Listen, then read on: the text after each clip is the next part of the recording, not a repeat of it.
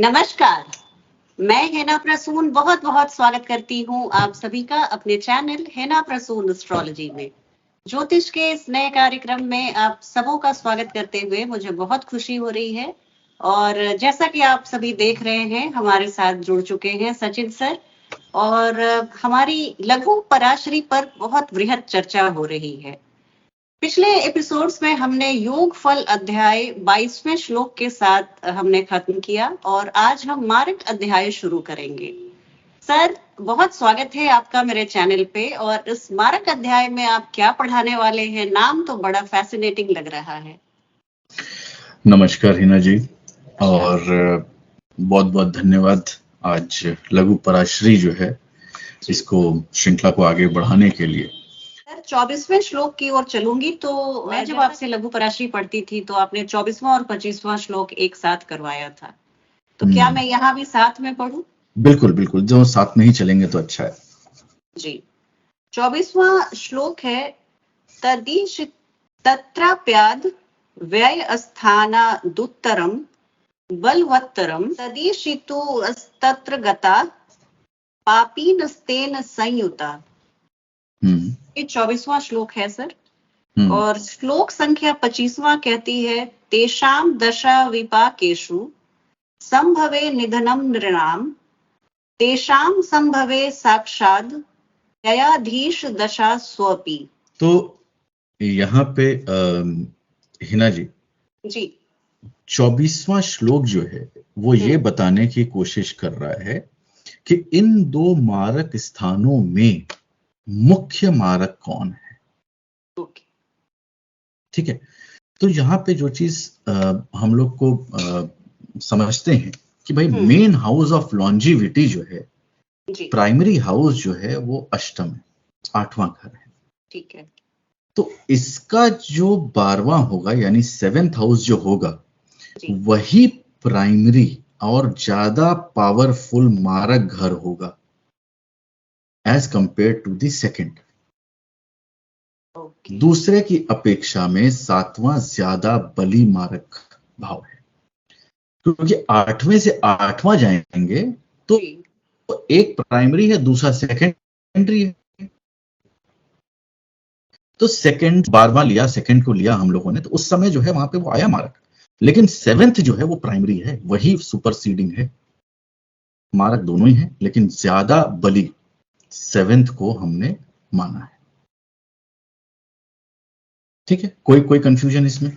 इतनी क्लैरिटी से हमारे ऋषियों ने इस चीज को एक्सप्लेन किया है सर। तो ये पॉइंट को जो है अगर हम लोग यहाँ पे देखें तो यहाँ पे क्लियर हो जाता है। बहुत सारा कंफ्यूजन होता है, कोई कहता है सेकंड ज्यादा मारक है, कोई कहता है 7 ज्यादा बली है। नहीं, इस श्लोक के हिसाब से 7th ही ज्यादा बली मारक, ज्यादा स्ट्रांग मारक। ठीक है, अब ये क्या कह रहे हैं कि दोनों मारक स्थानों के स्वामी ग्रह यानी कि 2nd और 7th लॉर्ड, इनकी दशा में मृत्यु संभव है, हो जाएगी नहीं बोला है जी। आपके दर्शकों को बता दें भाई, किसी का 7th या 2nd की चल रही है तो ये ना समझे कि उनकी मृत्यु हो जाएगी, नहीं, ऐसा नहीं होता है। इसीलिए बोला इस चैप्टर को बस आप नॉलेज के लिए देख लीजिए और समझ लीजिए, इस पे ज्यादा अप्लाई मत करिए। ठीक है, तो सब जगह पूरी किताब में कहीं पे भी आप लिखेंगे, सब जगह यही लिखा होगा, संभव है, हो सकता है, हो जाएगा, होगा ही, ऐसा कहीं नहीं मिलेगा आपको।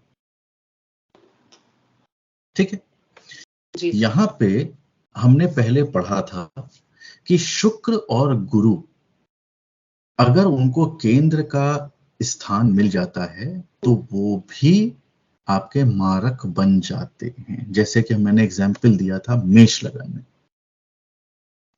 तो शुक्र जो है अब यहां पे तो भाई 2nd और 7th दोनों के लॉर्ड हैं।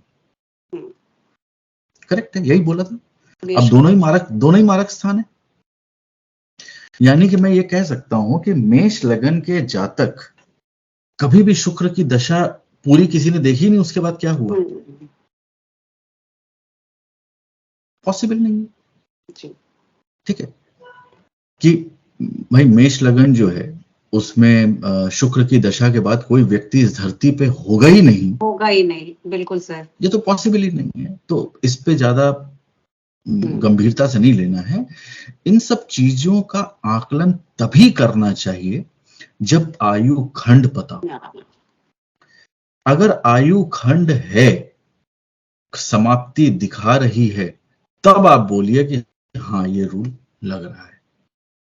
अगर आयु खंड नहीं दिखा रही है, तब आपको परेशानियां आ सकती हैं, तबीयत खराब हो सकती है, कुछ और कष्ट आ सकते हैं, ठीक है। लेकिन मृत्यु तुल्य कष्ट जिसे बोलते हैं, उस टाइप की चीजें हो सकती हैं, लेकिन मृत्यु हो जाएगी ऐसा नहीं।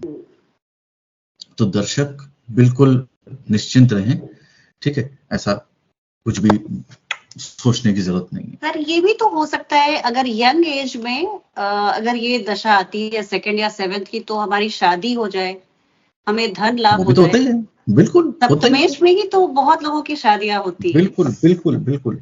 और कुछ वो सैलरी रेज वगैरह भी मैंने देखा है कि सेकंड हाउस में। तो ये ब्राइटन साइड भी है कि आप आयु खंड नहीं पूरी हुई है तो अच्छी चीजें भी आपको सेकंड हाउस और सेवेंथ हाउस की महादशाएं देती हैं।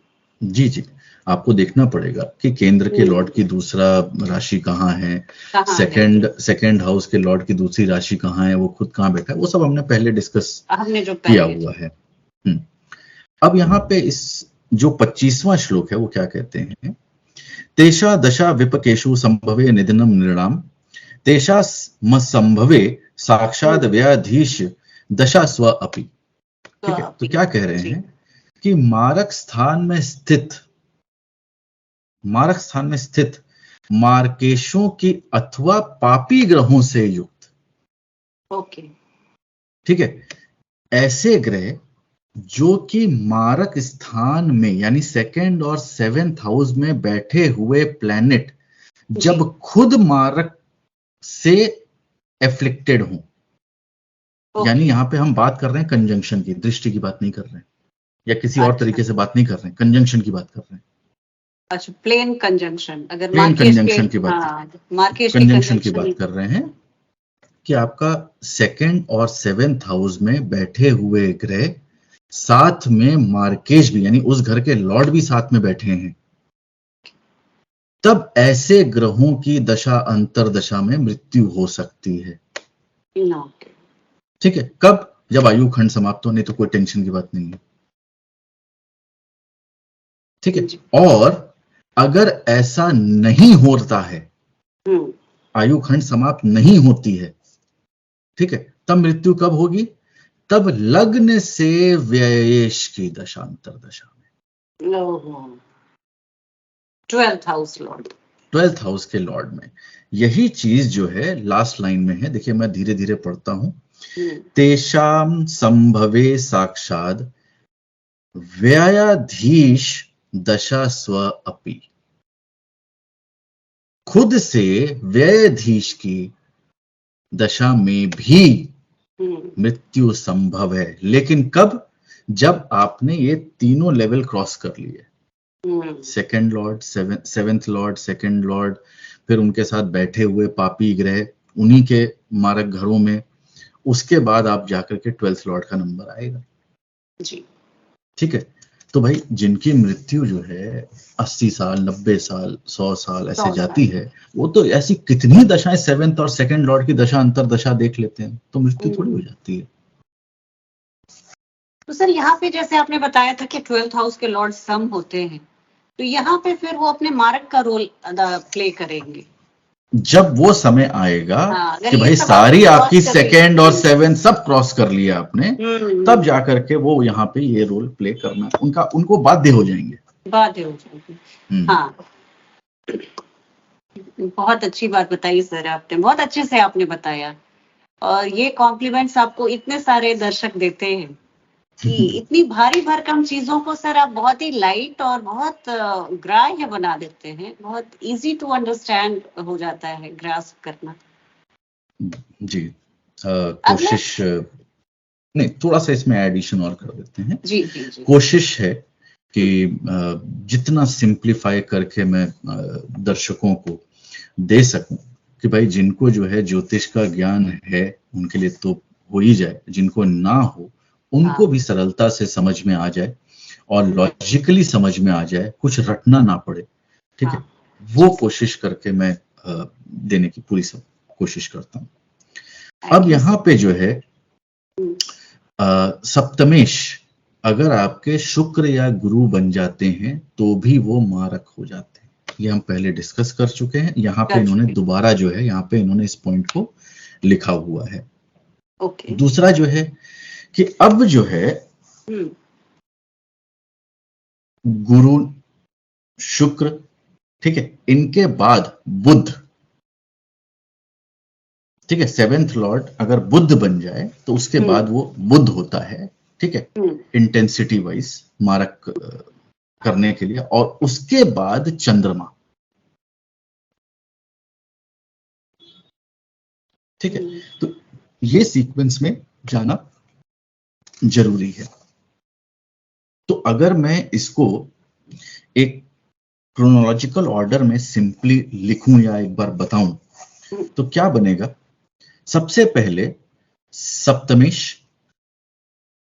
और सप्तमेश के साथ जुड़े हुए जो ग्रह होंगे, पापी ग्रह, सप्तमेश, कोई भी सप्तमेश, हमारे कोई भी प्लैनेट सप्तमेश, कोई भी प्लैनेट सप्तमेश हो उसके साथ पापी ग्रह।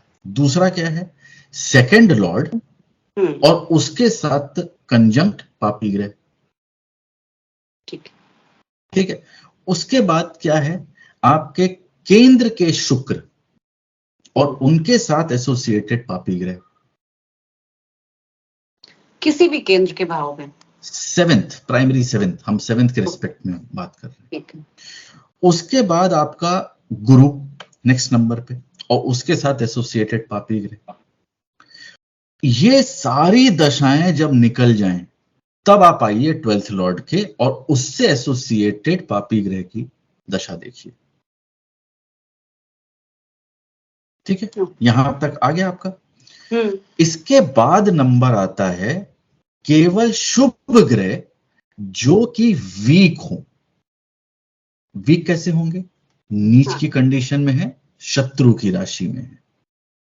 अच्छा, रेट्रोग्रेड में नहीं वो जी, नहीं, रेट्रोग्रेड तो बली हो गया, बली हो गया जी, चेष्टा। तो शुभ ग्रह जो नीच हो, कंबस्ट हो और शत्रु आदि क्षेत्र में बैठे हो, या फिर ऐसे प्लेनेट जो कि मारक में भी जाकर के अकेले बैठ जाएं। अब वो शुभ तो हैं लेकिन मारक में अकेले बैठे हैं, मारक भाव में, सातवें में, दूसरे में अकेले बैठे हैं, तब इनका नंबर आएगा। जब ऊपर की 5-6 दशाओं का सीक्वेंस निकल गया तब। उसके बाद केवल पापी ग्रह और लास्ट नंबर आता है 8th लॉर्ड का। क्यों लास्ट में आता है, क्योंकि ये तो लॉन्जिविटी का है ना, इसको तो जीवन देना है, भले ही पापी हो, भले ही पापी हो, लेकिन जीवन देने का काम है। तो लास्ट में जब कोई नहीं कर रहा है तो कह रहा है मैंने ही जीवन शुरू किया, मैं ही एंड करूंगा, ठीक है। ये सीक्वेंस के बिना आप कहीं पे भी जंप करेंगे कि मेरी ये दशा है तो क्या होगा, वो दशा है तो क्या होगा, वो सही नहीं माना गया है, शास्त्र नहीं है। इसमें भी देखिए सर, हर जगह संभवे लिखा है, संभावना जताई गई है। यस, हर जगह पे देखिए, कोई भी बुक हो, ये तो हजारों साल पहले लिखी गई, हजारों साल पहले, वहां पे भी ऋषि मुनि सिर्फ संभावना बताते थे इस टॉपिक के ऊपर, ठीक है। और कहते हैं, मेरे जो गुरु थे वो बोलते थे कि भाई मृत्यु कब होगी इसकी एग्जैक्ट प्रिडिक्शन तो देवता लोग भी नहीं कर सकते, ठीक है। तो आप इस पे भी ज्यादा सोचिए मत, ये एक चीज है जो होनी है, होगी। आप ब्रॉडली देख लीजिए कि आयु खंड कितनी है, वो आप समझ लीजिए, और उसके बाद ये दशा अंतरदशा आ रही तो आप देख लीजिए ब्रॉड लेवल पे, लेकिन एकदम सटीक पिन पॉइंट किस दिन कहाँ पे किस महीने में वो करने की जरूरत नहीं है, ठीक है। उससे किसी को फायदा ही नहीं होना है, तो क्या करेंगे जान करके, ठीक है। तो आयु खंड को जानना जरूरी है, ठीक है। अब आयु खंड की बात करते हैं तो यहाँ पे आयु खंड 3 तरीके से जो है डिफाइन की गई हैं एज वाइज। सबसे पहले अल्प आयु, short life, less than 32 years, 32 years, right. मध्य आयु, यानी कि 32 से 64 साल, दिस इज मिडिल। और दीर्घ आयु ले ली उन्होंने 65 से 96, उन्होंने बोला कि ये दीर्घ आयु के व्यक्ति होते हैं।